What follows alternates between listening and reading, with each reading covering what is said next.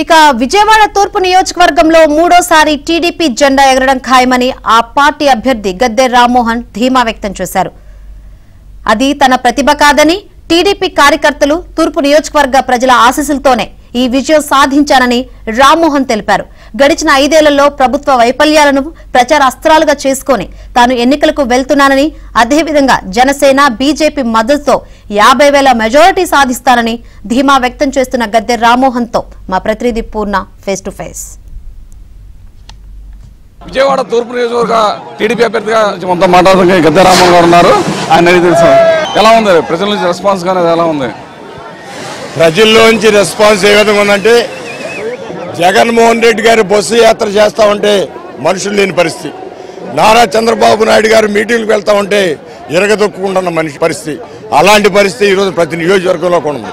ఇక్కడే కాదు, ఎక్కడ నామినేషన్ జరిగినా తండోపతండాలుగా ప్రజలు రావటం, ఆస్వాదించడం. వాళ్ళు ఈ రాష్ట్రంలో ఉన్న దుష్ట పరిపాలన తొలగించండి, మరలా నారా చంద్రబాబు నాయుడు గారు, పవన్ కళ్యాణ్ గారు, మోడీ గారి నాయకత్వంలో, కూటమి నాయకత్వంలో ప్రభుత్వాన్ని ఏర్పాటు చేయాలి, దానికి మేమందరం సిద్ధంగా ఉన్నామని చెప్పి ఇవాళ ప్రజలు చెప్పే పరిస్థితి యొక్క స్పందన తెలుస్తూ ఉంది.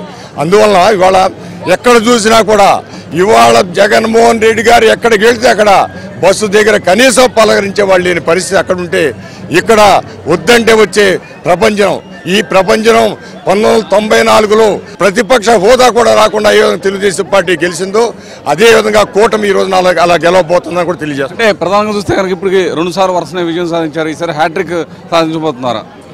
ఖచ్చితంగా ఇది హ్యాట్రిక్ సాధించేది తెలుగుదేశం పార్టీ. అది గద్దె రామ్మోహన్ అని నేను చెప్పను. తెలుగుదేశం పార్టీ ఇక్కడ హ్యాట్రిక్ సాధించబోతూ ఉంది. ఇవాళ ప్రజల్లో ఈ జగన్మోహన్ రెడ్డి గారు చేసిన ప్రజా వ్యతిరేక విధానాలకి వ్యతిరేకంగా ఈ రోజున ప్రజలందరూ కూడా స్పందిస్తూ ఉన్నారు. ఆ స్పందనే ఈ రోజున ఈ భారీ ర్యాలీ అని కూడా తెలియజేస్తున్నారు. తూర్పు నియోజకవర్గంలో ఈ 5 ఏళ్ల అభివృద్ధి నేనే చేశానంటూ కూడా వైసీపీ పార్టీ నాయకులు అయితే చెప్తున్నారు. మొత్తం కూడా పిలిస్తే పలుకుతానని కూడా వాళ్ళు అదే ఎజెండాగా వెళ్తున్నారు. దాన్ని ఎలా మీరు డిఫైన్ చేస్తారు? గడ్డివాము కింద కుక్క నడుస్తూ ఉంటుందండి. అది ఏమనుకుంటుంది, ఈ బండి అంతా నేనే మోస్తున్నాను అనుకుంటుంది. కానీ ఆ గడ్డివాము నీళ్ళని బతుకుందామని మర్చిపోద్ది. అది కుక్క గడ్డి బండి ఉంటుంది కదా, ఆ బండి కింద నడుస్తూ ఉంటుంది, దాని నీడ కోసం నడుస్తూ ఉంటుంది. అది నీడొస్తుందని మర్చిపోద్ది, ఈ బండి అంతా నేనే మోస్తున్నాను అనుకుంటుంది. అలాంటిది ఇక్కడ ఉన్న పరిస్థితి కూడా నేను తెలియజేస్తున్నాను. మీ ప్రచారాస్త్రం ఏమి ఉండబోతుంది? ప్రచారాంశాల్లో జగన్మోహన్ రెడ్డి గారి 5 సంవత్సరాల పరిపాలనలో ఈ రాష్ట్రం ఏ విధంగా 30 సంవత్సరాలు వెనక్కి వెళ్ళిపోయిందో, అదేవిధంగా ఏ విధంగా దీన్ని పునఃప్రతిష్ఠ చేసి ఆంధ్ర రాష్ట్రం యొక్క ప్రతిష్టను ఏ విధంగా కాపాడబోతా ఉన్నామో ఇవన్నీ కూడా ప్రజలకు తెలియజెప్తా ఉన్నాం. అదేవిధంగా విజయవాడ నగరంలో, విజయవాడ తూర్పు నియోజకవర్గంలో ఉన్న ప్రధాన సమస్యలన్నీ కొండ ప్రాంతానికి మంచినీరు ఇచ్చే సమస్య. ఒక్క తెలుగుదేశం పార్టీ మాత్రం ఇప్పటివరకు వాళ్ళకి మంచినీళ్ళు ఇవ్వడం జరిగింది. దాన్ని 24 గంటలు ఇచ్చే పరిస్థితికి మేము తీసుకొస్తామని కూడా తెలియజేస్తాం. తూర్పు నియోజకవర్గం మీద మూడోసారి తెలుగుదేశం జెండా ఎగరబోతుందా?